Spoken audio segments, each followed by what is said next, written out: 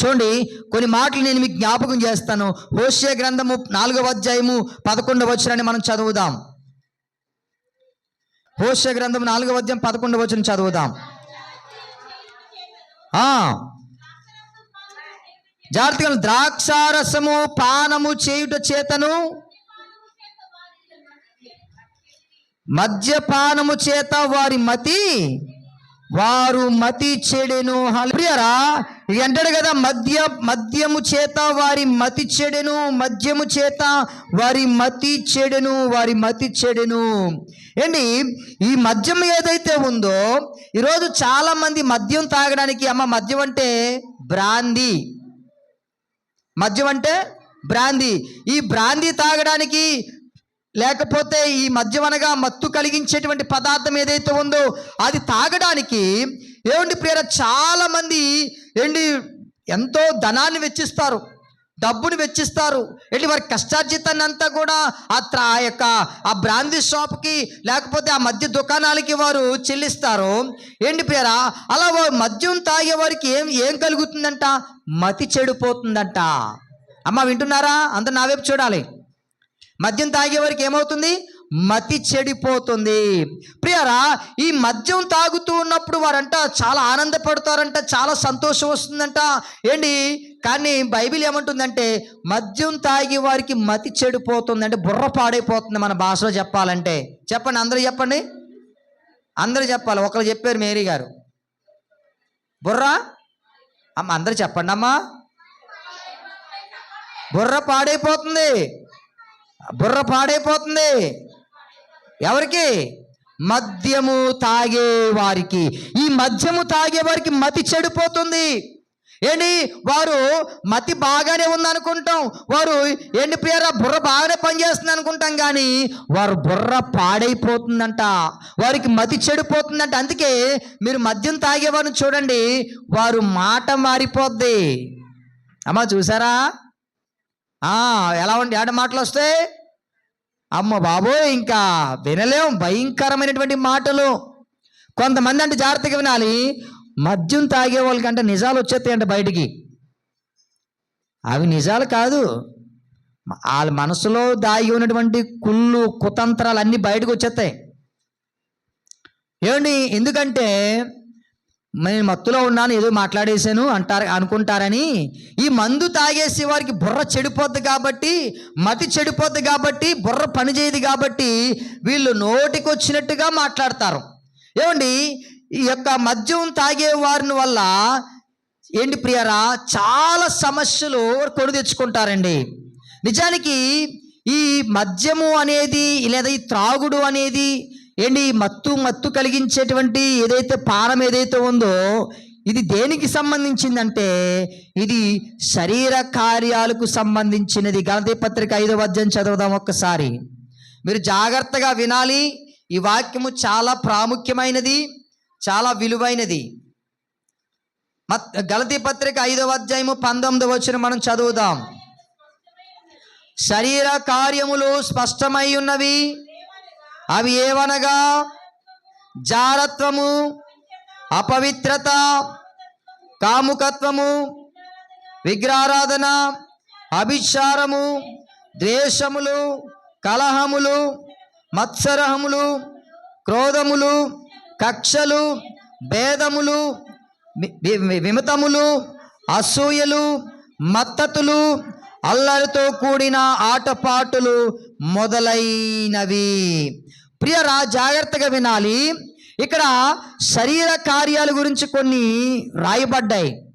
ఈ శరీర కార్యాల్లో కూడా ఒకటేంటంటే మత్తతులు, అంటే మత్తు కలిగించేటువంటి పదార్థాన్ని భుజించేవారు, మత్తు కలిగించేటువంటి పదార్థాన్ని పానము చేసేవారు. హల్లెలూయా. 2 చేతులు ఉన్నవారు. ఏమండి, చాలా మంది ఏం చేస్తారంటే ఈ మత్తు పదార్థాలను సేకరిస్తూ ఉంటారు. ఏంటి, మత్తును వారు తీసుకుంటారు. ఈ బ్రాందీ కానీ, కళ్ళు కానీ, సారా కానీ, ఈ మధ్య కాలంలో సారా కొంచెం కనుమరుగైపోయింది, దేవునికి స్తోత్రం కలుగును గాక. ఏమండి, ఇప్పుడు గంజాయి డ్రగ్స్ ప్రజల్లోకి వచ్చేసింది. మన టౌన్ పోలీస్ స్టేషన్ వారు మన తారక రామారావు గేటు దగ్గర పెద్ద పెద్ద బాక్సులు పెట్టుకొని ఏమండి, మత్తు పదార్థాలకు బానిసలు అవ్వద్దు, గంజాయికి బానిసలు అవ్వద్దు, డ్రగ్స్కు బానిసలు అవ్వద్దని మన పోలీసు వారు చాలా హెచ్చరికలు తెలియజేశారు. దేవునికి స్తోత్రం కలుగును గాక. అయినా కూడా ప్రజలు మారుతారా? ప్రజలు తెలుసుకుంటారా? తెలుసుకోరు. ఏంటి ప్రియరా, మీరు హాస్పిటల్కి వెళ్ళండి, ఆ యొక్క ఎమర్జెన్సీ వాడికి వెళ్తే వాళ్ళు చెప్తారు రేపటి నుంచి మందు మానేయండి అయ్యా అంటారు. వీళ్ళేమంటారు, మీరు మందు అమ్మొద్దండి అని అంటారు. మీరు ప్రభుత్వం వారే మందు అమ్ముతున్నారు కదా, మీరు మందు అమ్మొద్దండి, మేము మందు మానేస్తాను అంటారు వీళ్ళు. వాళ్ళు అంటారు, ఒకసారి మా ఎల్ఎస్ మామిని హాస్పిటల్ తీసుకెళ్ళాం. హాస్పిటల్ తీసుకెళ్తే హాస్పిటల్ చెప్పారు, లివర్ పాడైపోతుంది బాబు. స్టార్టింగ్ ఇస్తారు వాళ్ళ నాన్నగారు, లివర్ స్టార్టింగ్ స్టేజ్లో ఉంది, ఇది పాడైపోతే నీ పని ఇంకా అవుట్ అయిపోతుంది, మరి ఇక్కడి నుంచి నువ్వు మందు మానేయాలని చెప్పారు. ఏంటి, ఒక 2 రోజులు మందు మానేసాడండి ఆయన. మళ్ళా తాగుతున్నాడు. ఇంటికి వెళ్ళాను, ఏటి మావయ్య ఇంత నీ కోసం ఇంత కష్టపడి శ్రమపడి హాస్పిటల్ తీసుకెళ్ళాం, డాక్టర్లు ఏం చెప్పారు, మందు మానేమని చెప్పారు కదంటే ఆయన ఏమన్నాడు తెలుసా, మందు అమ్మేది వాళ్ళే కదా, ముందు వాళ్ళు మందు మానేమని చెప్పండి, అమ్మడం మానేమని చెప్పండి, నేను తాగడం మానేస్తానంటాడు ఆయన. ప్రియరా, ఏంటి ఈరోజు మత్తు పదార్థాలు ప్రజలకు అందుబాటులోకి వచ్చేసాయి. చాలా ధైర్యంగా సంతోషంగా, ఏంటి ఇక టైం లేదు, ఏంటి ఎప్పుడు పడితే అప్పుడు తాగొచ్చు, ఎక్కడ పడితే అక్కడ తాగొచ్చు. ఏంటి ఇక్కడ బెల్ట్ షాపులు కూడా పెరిగిపోయి, ఎక్కడ పడితే అక్కడ. ఏంటి ఒకప్పుడైతేనట 20 సంవత్సరాలు పైబడి వారికి మందు అమ్మేవారట, ఇప్పుడు చిన్న పిల్లలు ఇలా మందు బాటలు ఇచ్చేస్తున్నారటండి. ఏంటి ప్రజలు బాగా తాగాలి, వారు పాడైపోవాలి, వారు మతి చెడిపోవాలి, వారు బుర్రలు పాడైపోవాలని ఈ దుకాణం బ్రాంతి షాపులు ఏం చేస్తారంటే రాత్రి 12 గంటలకెల్లా మందు ఉంటుంది. ఏమంటే 2 గంటలకెల్లా మందు, తెల్లవారులు షాపు 24 గంటలు పనిచేసే షాప్ ఏంటో తెలుసా, 24 గంటలు ఓపెన్గా ఉండే షాప్ ఏంటో తెలుసా, బ్రాంతి షాపులే. ఇక్కడ ఈరోజు మీకు వాక్యం చెప్తున్నాను వినండి. నా మాటలు కాదు, దేవుని మాటలో. మీరు ఎంత శోధన అనుభవిస్తారో, మీరే కాదు ఈ మందు అమ్మేవారు ఎంత శోధన అనుభవిస్తారో, ఈ మందు పదార్థాలు మత్తు పదార్థాలు అమ్మేవారు కానీ తాగేవారు కానీ వారి జీవితాలు ఎంత దారుణంగా ఉంటాయో బైబిల్లో తెలియజేయబడ్డాయి. కొన్ని మాటలు నేను మీకు జ్ఞాపకం చేస్తాను, చాలా జాగ్రత్తగా వాక్యాన్ని వినండి. ఏమండి, ఈ శరీర కార్యాల్లో ఈ మత్తు పదార్థాలు కూడా ఏమండి ఒక భాగమై ఉన్నాయంట. కొరింథీయులకు రాసిన మొదటి పత్రిక 6వ అధ్యాయము 10వ వచనం చదువుదాం. అందరూ బైబిల్ తీయాలి, అందరూ చదవాలి. 6వ అధ్యాయము 10వ వచనం.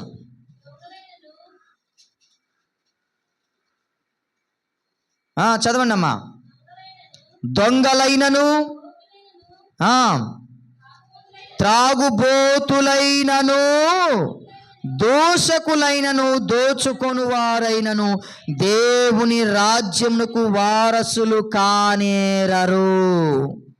ప్రియరా, ఈ త్రాగుబోతులు దేవుని రాజ్యానికి ప్రవేశించరు. అమ్మా వింటున్నారా? త్రాగుబోతులు దేవుని రాజ్యంలోనికి వెళ్ళరంట. త్రాగుబోతులు దేవుని రాజ్యానికి వెళ్ళరంట. ఏంటి, లోబులైనను దొంగలైనను, ఏంటి దొంగలైనా మారుతారంటే కానీ తాగుబోతులు మారరంట. ఆమె తెలిసే విషయం. అందుకే ఈ మధ్య తాగుడు మానిపించడానికి ఎన్నో మెడిసిన్స్ వచ్చాయి. ఎన్ని మెడిసిన్ చేసినా పని చేయవండి. మందు మానేయాలనేటువంటి ఆలోచన నీ మనసులో ఉంటే తప్ప ఎవరు నీ నుండి మందు మానిపించలేరు.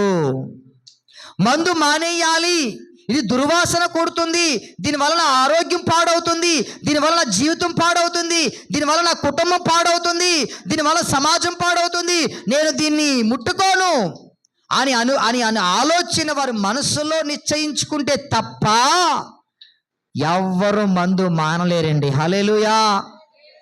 ఏండి, ఇప్పుడు ఎవరైనా నాకు బాబు 1 కోటి రూపాయలు ఇస్తావు నాయనా, మీ ఇంటి పక్కన బెల్ట్ షాప్ పెట్టినైనా, మీ ఊర్లో బోల్డ్ మంది తాగుబోతున్నారు కదా, 1 కోటి రూపాయలు ఇస్తాం, ఒక చిన్న కిరాణా షాప్ పెట్టి అందులో మందు అమ్మంటే అమ్ముతాను చెప్పండి. 1 కోటి రూపాయలు కాదు తన్నేస్తాను. ఒకవేళ మీలో ఎవరికైనా అటువంటి ఆలోచన ఉందా? ఏమండి, త్రాగుబోతుని ప్రోత్సహించిన మద్యాన్ని అమ్మినా కూడా వారు ఎక్కడికి వెళ్ళరంట? దేవుని రాజ్యంలోనికి వెళ్ళరు. ఒక ఆవిడ ఈ సెంగులో పెట్టుకుని అమ్మేస్తుంది. అమ్మ విన్నారా? కొంతమంది ముసలోళ్ళు బ్రాంతి షాప్కి వెళ్ళలేరు కదా, సెంగులో పెట్టుకుని మందు అమ్మేస్తుందండి. 10 రూపాయలంట ఎగస్ట్రా. అక్కడ మరి కాయ ఎంతో నాకు తెలియదు, కానీ ఒక ఆవిడ సెంగులో మందుబాట్లు కనిపించింది. ఏంటమ్మా అని అడిగాను. అక్కడ ముసలోడు ఉన్నాడు, ఆ ముసలోడికి ఆడు వెళ్ళలేడు, షాప్ దగ్గరికి వెళ్ళకపోతున్నాడు, అందుకని నేను తెచ్చాను, ఒక దగ్గరికి కొనిపించాను. సెంగులో పెట్టుకొని మళ్ళీ 10 రూపాయలు ఎగస్ట్రా అన్నమాట. సెంగులో పెట్టుకుని ఏమమ్మేస్తుంది? మందు అమ్మేస్తుందండి. ఏంటి కొంతమంది భర్తలే ఏం చేస్తారు తెలుసా? తాగేసి వచ్చి త్వరగా వచ్చి ఇంటికి కోడి మాంసం వండేస్తాను, బాగా తాగేసి కోడి మాంసం తినేసి నేను బాగా తన్నిది కానీ, నన్ను జుట్టు పట్టుకొని బాగా తన్నిది కానీ త్వరగా తాగేసి వచ్చాయి. కొంతమంది భర్తలకే మందు తాగడానికి డబ్బులు ఇస్తారండి. కొంతమంది పిల్లలు ఏం చేస్తారంటే, అమ్మ మీ అబ్బాయి తాగుతున్నాడు అంటే కష్టపడుతున్నాడు కదండి, తాగితే తప్పు ఏంటండి పాటర్ గారు? అమ్మ విన్నారా? కష్టపడుతున్నాడంటే తాగొచ్చంట, కష్టపడి వస్తున్నాడండి తాగుతాడు. మరి ఏం చేస్తాం? మరి ఆడవాళ్ళే అప్పులు తీరుతున్నాయి, ఆడవాళ్ళు ఇల్లు కట్టుకున్నామండి, ఆడ కష్టాల జీవితం వల్లే మేము అందరూ బాగున్నాం. తాగితే తాగినామండి, ఆడ జీవితం నాశనం అయిపోయినామండి. ఆడవాళ్ళ రేపొద్దున మా జీవితాలు కూడా నాశనం అయిపోయినా పర్లేదండి, తాగినామండి పాటర్ గారు. మీరు మాకు ఇలాంటి చెప్పొద్దండి పాటర్ గారు. ఏడు మాటలు చెప్పాలంట? తాగండి తాగండి, ఓగండి ఓగండి, ఇలాంటి మాటలు చెప్పాలా? ప్రియరా చూడండి, ఇక్కడ మద్యము తాగేవారు ఏమవుతారంట? దేవుని రాజ్యమునకు చేరారు. అంటే దేవుని రాజ్యముకు చేరారంటే అర్థం ఏంటనుకుంటున్నారు? వారు పాపము చేసిన వారితో సమానము. ఒకసారి అందరూ దేవునికి స్తోత్రం చెప్దాం, హల్లెలూయా చెప్దాం. 2 చేతులు పైకి చాపి ఆరోగ్యం కావాలన్నవారు హల్లెలూయా. ప్రియరా, దేవుని రాజ్యానికి వీరు వెళ్ళట్లేదంటే ఆ కారణం అర్థం ఏంటంటున్నారు? వారు పాపం చేస్తున్నారన్నమాట. పాపం చేస్తున్నారు. పాపం చేసిన వారే దేవుని రాజ్యానికి వెళ్ళరు. ఏంటి? ఈ మద్యము తాగేవారు దేవుని రాజ్యమునకు వెళ్ళరని వాక్యము సెలవిస్తుంది. మంచి మాటలు జ్ఞాపకం చేస్తాను. మద్యమును పానము చేసిన వారు పరిస్థితులు, జీవితాలు ఎలా ఉంటాయో, చనిపోయిన తర్వాత ఎలా ఉంటాయో చూసేవారు దేవుని రాజ్యానికి వెళ్ళరు. అసలు బ్రతుకున్న తర్వాత భూమి మీద మద్యం తాగేవారు జీవితాలు ఎలా ఉంటాయో కొన్ని మాటలను మీకు జ్ఞాపకం చేస్తాను. అందరూ శ్రద్ధగా వినండి. ఈ మాటలు మీరు అనేక మందితో మీరు పంచుకోండి. సామెతలు 23వ అధ్యాయము 20వ వచనం చదువుదాం.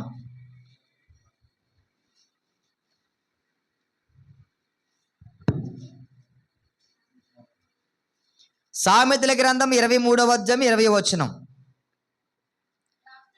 ఏంటి, ఎప్పుడైనా ఒక సువార్త మీటింగ్ పెట్టి మాటలు చెప్పాలని నేను ఆశపడుతున్నాను.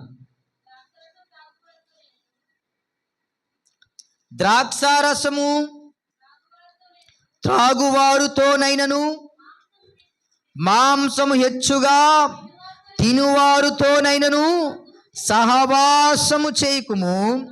త్రాగుబోతులను తిండిబోతులను దరిద్రులగుదురు. ప్రియరా, త్రాగుబోతులు ఏమవుతారంట? అమ్మా వింటున్నారా? త్రాగుబోతులు ఏమవుతారంట? దరిద్రులు అవుతారంట. కొంతమంది అంటారు, మా ఇంటికి ఏ దరిద్రం పట్టిందో. ఏ దరిద్రం కాదమ్మా, త్రాగుబోతు అనే ఒక దరిద్రం పట్టింది. ఈ త్రాగుబోతు వల్ల ఆ కుటుంబానికి ఏం పడుతుందంటే దరిద్రం పడుతుంది. దరిద్రం. అమ్మా, దరిద్రం మంచిదా చెడ్డదా చెప్పండి? మంచిదా? ఎవరు మంచిదంటున్నారేంటి? ఈ దరిద్రం అనేది ప్రియ నాశనానికి దారి తీస్తుంది. ఈ దరిద్రం అనేది నిన్ను దీవించనివ్వదు. ఈ దరిద్రం అనేది ప్రియ నిన్ను వెంటాడుతూ ఉంది. ఈ దరిద్రం వల్ల నీకు మనశ్శాంతి ఉండదు. అమ్మ, తాగుబోతులున్న ఇంట్లో ఎప్పుడైనా మనశ్శాంతి ఉంటుందా చెప్పండి? త్రాగుబోతులున్న ఇంట్లో ఎప్పుడైనా సంతోషం ఉంటుందా? త్రాగుబోతులున్న ఇంట్లో వారందరూ ఆనందంగా ఉంటారా? వారింట్లో ఏదో ఒక గొడవ, ఏదో ఒక సమస్య, ఏదో ఒక గలిబిలి, దరిద్రం ఆ కుటుంబానికి అంతా చుట్టుకుంటుందండి. దరిద్రం. ప్రియరా, ఈ త్రాగుబోతుల వల్ల ఏం తగ్గుతుందంటే దరిద్రం తగ్గుతుందంట. ఎంతో కష్టపడతారు, ప్రయాసపడతారు. ఉదయం అనక రాత్రి అనక పనికి వెళ్తారు, ఎన్నో బరువు పనులు చేస్తారు. ఏమండి, ఎంత కష్టపడిందంతా కూడా ఈ దరిద్రం వల్ల ఏమైపోతుంది? ఆవిరైపోతుందంట. హల్లెలూయా. ఒకరోజు ఒక ఆయన ఇలా అనుకున్నాడంట, నేను ఇంత కష్టపడుతున్నాను కదా, ఇంత శ్రమ పడుతున్నాను కదా, నా దగ్గర కనీసం ఒక 1000 రూపాయలు కూడా లేవేంటి, నేను ఎంతో కాలంగా నేను కష్టపడుతున్నాను, శ్రమ పడుతున్నానని. ఏమండి ప్రియారా, ఒకసారి ఒక ఆయన అనుకున్నాడంట. ఏమండి, అప్పుడు అడుగుతున్నాడంట తన స్నేహితుడితో, అమ్మ జాగ్రత్తగా వినాలి. ఏమని అడుగుతున్నాడంట, ఒరే బాబు, నేను చాలా కష్టపడుతున్నాను, నా సంపాదన అంతా ఏమైపోతుందో నాకు తెలియట్లేదురా, ఏంటో ఒకసారి నాకు అర్థం కావట్లేదురా అని వారిద్దరు కూర్చొని మాట్లాడుకుంటున్నారంట. ఒరే, నువ్వు నెలకే రోజుకి ఎంత సంపాదిస్తున్నావురా? రోజుకి ఒక 500 సంపాదిస్తున్నాను రా. ఒక 500 సంపాదిస్తున్నావు, ఏం చేస్తున్నావు ఏంటని ఇలా లెక్కలు వేసుకుంటూ వస్తే ప్రియరా, ఈ వ్యక్తి మొత్తం మీద నెల మొత్తం మీద ఏమండి ఈ సెలవులు, ఈ నీరసాలు వస్తాయి కదండి, నీరసాలు ఏంటి, కొన్నిసార్లు పని లేకపోవడం, ఇవన్నీ కూడా ఫిల్టర్ చేస్తేనట నెలకి ఆయనకు ఒక 12,000 వచ్చాయంట. అమ్మ జాగ్రత్తగా వినాలి, నెలకు 12,000 వచ్చాయట. ఏంటి, ఈ వ్యక్తి ఖర్చు పెడుతున్నాడు, ఖర్చు ఆ కైనా ప్యాకెట్లకి, ఆ మందు బాటిల్కి, ఆ సిగరెట్లకి ఈయన ఇలా ఖర్చు వేసుకుంటూ వస్తే నెలకు 20,000 వచ్చాయంట. అమ్మ వింటున్నారా? ఆదాయం ఎంత వచ్చింది? నెలకి 12,000 వచ్చింది. ఖర్చు ఎంత వచ్చింది? బ్రాందీకి, కైనా ప్యాకెట్లకి, సిగరెట్లకి ఎంత వచ్చింది? 20,000 వచ్చింది. ఇప్పుడు ఆ వ్యక్తి అప్పుల పాలైపోతాడా, లేకపోతే ఆ వ్యక్తి ఇంట్లో సంపాదన ఉంటుందా? అప్పుల పాలైపోతాడు. అప్పుల పాలైపోతాడు ప్రియరా. ఎంత సంపాదించినా అప్పులే కనబడతాయి, ఎంత కష్టపడినా అప్పులే కనబడతాయి.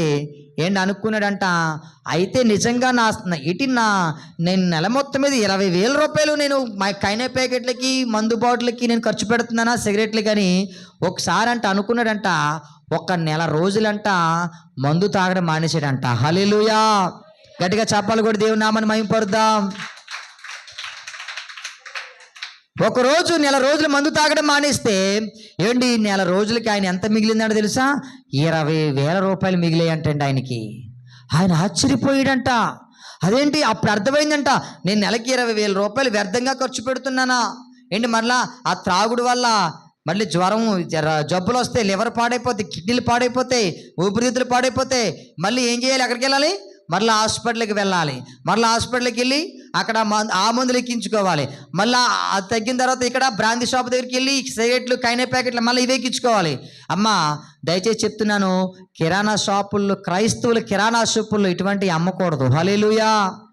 ఈ చుట్టలు కానీ, బీడీలు కానీ, సిగరెట్లు కానీ, కైనా ప్యాకెట్లు కానీ ఇవేమి అమ్మకూడదు. ఇవన్నీ సాతానుకు సంబంధించినవి. ఇవన్నీ కూడా సాతానుకు సంబంధించినవి. సాతానే మీ ద్వారా ప్రేరేపించి మీ చేత ఏంటి కైనా ప్యాకెట్లు, సిగరెట్లు, పానపరాగులు, చుట్టలు, బీడీలు, ఇంకా మందు కూడా మీ చేత అమ్మిస్తాడు ఈ యొక్క సాతాను. చాలా మంది ప్రియరా, క్రైస్తవులు కూడా ఇలాంటి వ్యాపారాలు చేస్తారు. క్రైస్తవులు కూడా వారు కిరాణా షాపుల్లో, దుకాణాల్లో ఇలాంటివన్నీ అమ్ముతారు ప్రియారా. ఏంటి, వారికి దరిద్రం పడుతుంది ప్రియారా. చూడండి, ఇంకా త్వరగా మంచి మాటలు మీకు జ్ఞాపకం చేస్తాను. అదే సామెతల గ్రంథము 21వ అధ్యాయము 17వ వచనాన్ని చదువుదాం.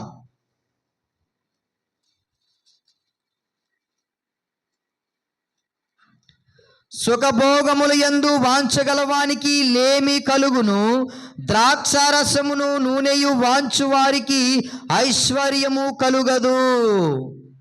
చూసారా అమ్మా, ఈ ద్రాక్షారసం మందు ఎవరికైతే అలవాటు ఉంటుందో వారి ఇంట్లో ఐశ్వర్యం ఉంటుందా? వారి ఇంట్లో ఐశ్వర్యం ఉండదు. ఎప్పుడు అనారోగ్యాలు, జబ్బులు, అప్పులు. అమ్మ మీరు చెప్పండి, ఏంటి జబ్బులు, అప్పులు. త్రాగుబోతుని ఇంట్లోకి వెళ్ళి చూడండి, ఈ రెండు ఖచ్చితంగా ఉంటాయి. అమ్మ వింటున్నారా? అందరూ పైకి చూడండి ఒకసారి. అందరూ తల దించేసుకున్నారేంటి? వినయమా? అందరూ ఒకసారి లేచి నిలబడదాం. ఒకసారి అందరూ కూడా ఒక చిన్న పాట మనం పాడుకొని ప్రభు నామాన్ని మనం స్తుతిద్దాం.